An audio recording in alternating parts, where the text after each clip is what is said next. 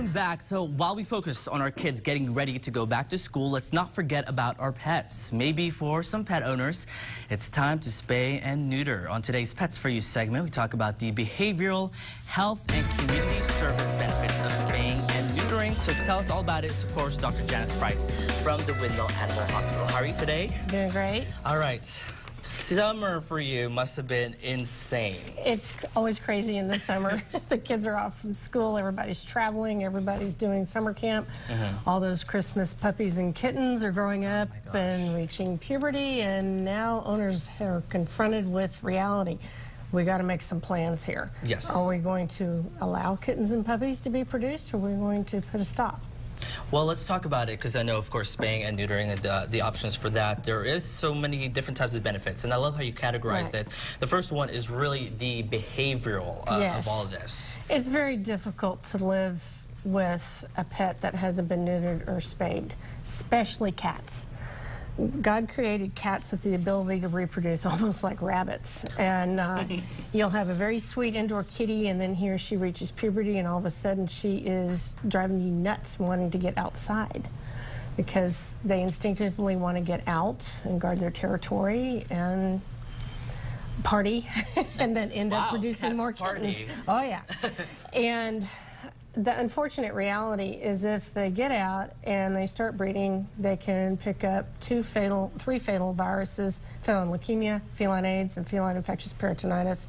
We cannot cure those. And they can get in fights and get catfight abscesses. They can bring home respiratory diseases. They can bring home fleas and ticks and ear mites. Right. And they can get hit by cars and get mauled by dogs, even by coyotes. There's a long list of risks for cats that go out. That's the cats. What about the dogs? Well, dogs like to party too.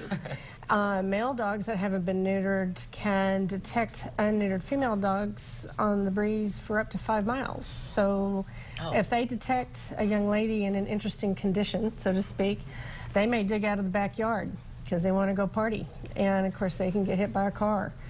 They can get attacked by coyotes. I mean, there's all kinds of hazards for pets that escape from the safe confines of the house and yard. Female dogs also commonly, when they're coming into heat, will dig out.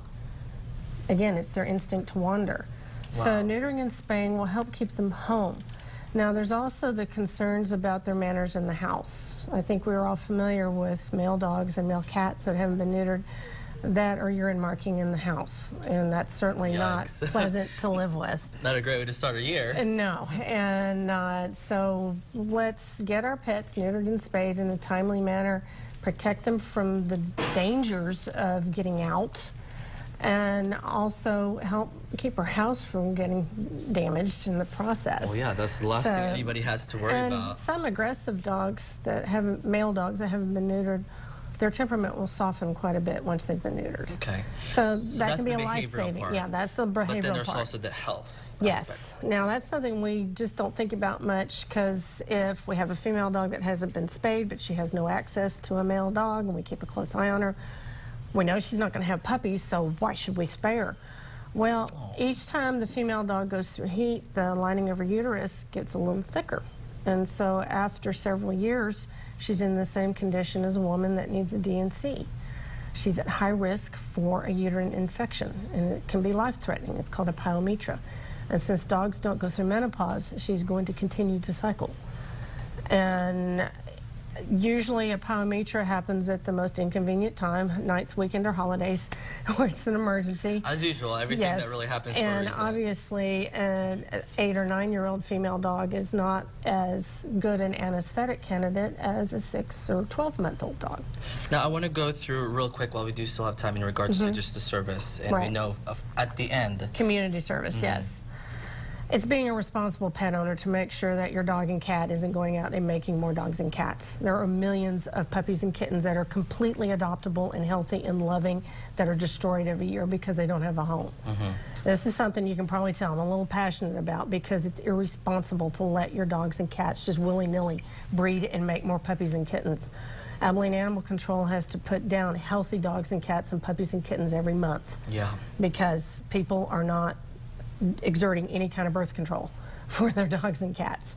So just to make sure, especially at this time of the year, you even mentioned, you know, students, they want pets in their apartments and whatnot, but just really think twice. If yes, you are think twice. It's with dogs and cats, it's a 15 to 20-year commitment.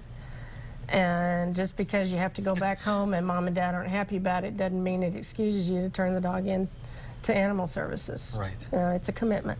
It's a commitment. A lot of things, again. Anything else you'd like to add? I feel like you have such a knowledge. Oh, I could probably drone on for hours and hours. In regards to the male dog's health, what can you add about that? Well, male dogs by age 5 have a 75% chance of having an enlarged prostate. By age 7, the unneutered male dog has a 95% chance of an enlarged prostate. Well, that puts him at risk of prostatitis, which is as life-threatening an emergency as appendicitis in a human. And a dog with an enlarged prostate is having trouble eliminating, so he ends up with hernias, which have to be surgically repaired. So it can get very expensive in a hurry. Again. Just make sure to do whatever you can, do it now. Thank you so much, Dr. You bet. Price. I'm so glad to be here. Anytime, definitely. To get your pet the great care that you need, you can visit Windmill Animal Hospital. They're off Windmill Circle. Just so much information. It's insane. The number to set up an appointment is on your screen. They're even open on Saturdays.